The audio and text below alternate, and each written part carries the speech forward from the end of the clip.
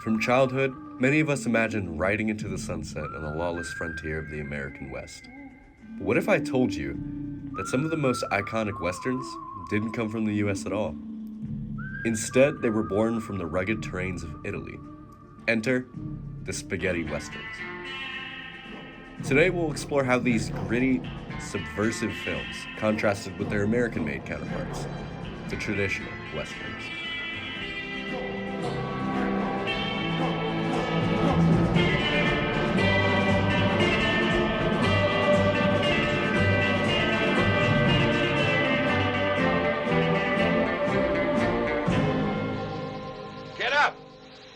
Get up, I said! Traditional westerns were quintessentially American. They were shot in sweeping deserts, with stories celebrating courage, morality, and triumph over adversity. These films embodied classic American values, often with happy endings, where justice prevailed. In The Magnificent Seven, we see stoic, heroic figures, played by Hollywood greats like Yul Brynner and Steve McQueen. These characters were larger than life, always doing the right thing, often for the greater good. The visuals complemented the stories: golden sunsets, endless plains, and a romanticized vision of the Wild West.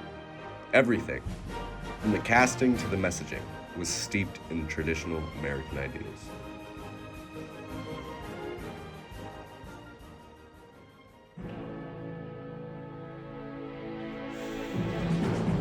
Then came the spaghetti westerns, stark contrast to their polished predecessors. These films, often shot on a shoestring budget in Europe, threw traditional values out the window. Sergio Leone, a master of the genre, redefined the western with films like The Good, Bad, and the Ugly, and A Fistful of Dollars. Instead of moral heroes, spaghetti westerns gave us morally ambiguous characters. Leone's The Good, Bad, and the Ugly replaced clear-cut good versus evil with complex, self-serving protagonists.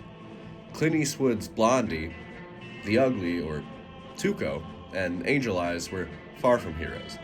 They're survivors, navigating in a brutal, chaotic world. Even the casting was subversive.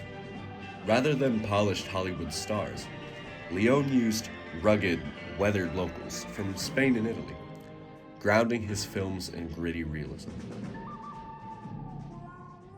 Leone wasn't alone in challenging Western norms. Sergio Corbucci's The Great Silence shattered nearly every traditional trope. Set in the snow-covered frontier rather than the typical desert, the film's protagonist, Silence, is a mute gunfighter scarred by trauma. He's no stoic cowboy, but instead a deeply broken man. And let's talk about Pauline, a bold African-American woman who takes agency in the story, challenging both racial and gender stereotypes.